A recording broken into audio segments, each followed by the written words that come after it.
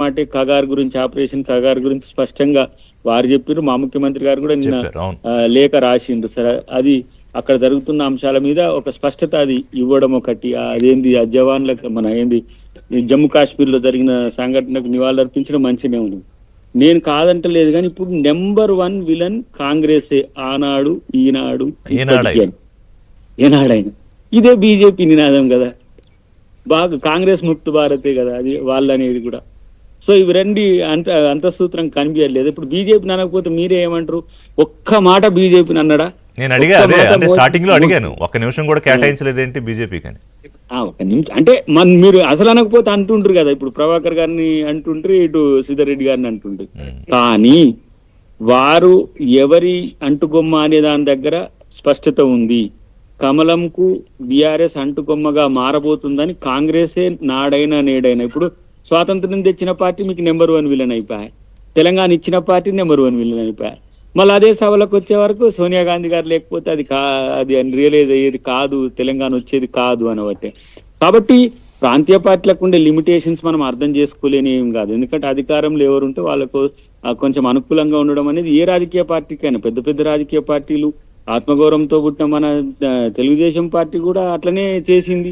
అటువైపు బీజు పట్నాయక్ లాంటి పార్టీ అట్లనే చేసింది. లాలూ ప్రసాద్ యాదవ్ లేకపోతే ములాయం సింగ్ యాదవ్ పార్టీలు కూడా సందర్భాన్ని బట్టి రాష్ట్రం ఎప్పుడు కూడా ఫెడరల్ డెమోక్రసీ. కొంతమంది రాష్ట్రం తాలూకా అభివృద్ధి కోసం మరో కారణం ఒకటైతే, రెండో కారణం ఏంటంటే సరే బీజేపీ అంటే ఇప్పుడు మోడీతో పెట్టుకుంటే మనకి ఎందుకు వచ్చిందిలే అనే ఒకటి. లేదా ఇక్కడ కేసీఆర్ గారి ఆలోచన ఏంటంటే ఇక మిమ్మల్ని కొట్టాలంటే కాంగ్రెస్ పార్టీని, రేవంత్ రెడ్డి ప్రభుత్వాన్ని, మరి మోడీ కేసీఆర్ కలవక తప్పదు అని ఏమన్నా ఒక పొలిటికల్ ఈక్వేషన్ కానీ వచ్చారేమో బహుశా కేసీఆర్. అదే అది మొన్న కేటీఆర్ మాటల్లో మనకు వినబడ్డది కదా. మొన్న మీ అందరికి ఇచ్చిన ఇంటర్వ్యూస్ లో చంద్రబాబు గారిని మచ్చిక చేసుకునే పనిలో పడ్డది బీఆర్ఎస్ ఇప్పుడు. ఎందుకంటే మళ్ళీ ఆయన కూటమిలో బలమైన శక్తిగా ఉన్నాడు. అలాంటప్పుడు ప్రాంతీయంగా వచ్చినప్పుడు చంద్రబాబు విమర్శించాడు కేసీఆర్. విమర్శ అదే ఇప్పుడు బీజేపీని విమర్శించలేదా? అంటే ఆ రాజనీతిలో వచ్చే మార్పుల్లో మీరు గమనం తీసుకోవాలి. ఇవన్నీ తమలపాకుతో కొట్టినట్టు అంటారా? అంతే. విమర్శ చేయకపోతే చంద్రబాబు పట్ల మళ్ళీ ప్రేమ ఉందని చెప్పి మేమంటాం కదా. కాబట్టి ఇవన్నీ కూడా కొన్ని ఈ సభతో మనకు స్పష్టత ఏమొచ్చిందంటే కేటీఆర్ గారు, హరీష్ రావు గారు మాట్లాడే అంశాలే మనోడు ఉటంకించిందంటే ఆయన చెప్పిన ఏ వీళ్ళకని అర్థమైతేనే ఉంది. రెండవది, రేపటి రోజున రాజకీయ మూవ్ అంటే పొలిటికల్ మూవ్ ఎటు కావాలనే దగ్గర మా వైపు లేదనేది నెంబర్ 1 కాంగ్రెస్ విలన్ అనే దగ్గర మనకు కనబడుతూనే ఉంది. అటువైపుగా ఒక సూచన ఏంటంటే మేము మీకు వ్యతిరేకం కాదని చెబుతూనే బీజేపీని తమలపాకుతో కొట్టినట్టుగా కనబడుతున్నది. నేను అంటున్న ఈ మాట ఇప్పుడు ఆపరేషన్ కగార్ మీద వారు విమర్శించారు.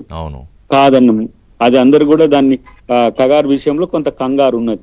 ఆ విషయంలో కేంద్ర ప్రభుత్వం కూడా ఆలోచించాలి. శాంతి చర్చలకు వాళ్ళు ఇన్వైట్ చేస్తున్నారు. రెండు వర్గాల వైపున హింస మన ప్రవృత్తి కాదు కదా.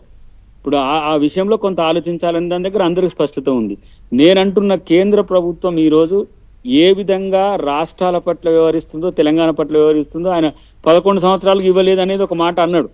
కానీ ఇలా బీజేపీతో మేము భవిష్యత్తులో కలిసి పోలేము అని మాత్రము చెప్పలేదు. నర్మగర్భంగా ఉన్నదైతే మేము కాంగ్రెసే నాకు నెంబర్ 1 విలనని మొత్తం మోడీ గారికి ఒక మెసేజ్ అయితే ఇవ్వగలిగిందని నాకున్న సమాచారం. ఈ సభ ద్వారా అంటే అంతమంది లక్షల మంది మధ్య నుంచి మోదీకి ఒక సంకేతం అఫీషియల్ గా పంపారని మీ ఆనాడైనా ఈనాడైనా ఏనాడైనా కాంగ్రెస్